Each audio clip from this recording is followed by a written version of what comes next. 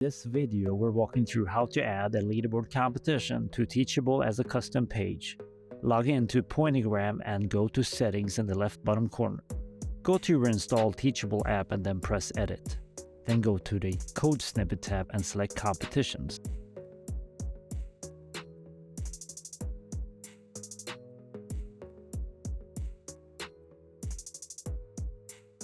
And turn on the switch to include integration secrets, then copy the code. Then head back to Teachable and create a custom page.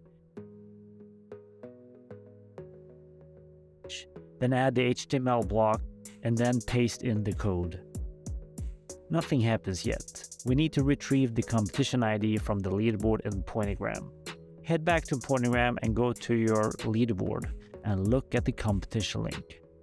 There, you will find the competition ID. In the browser link, copy the ID and paste it into the code snippet. And under competition ID, now you're done. Note that the process for the widget boards is exactly the same.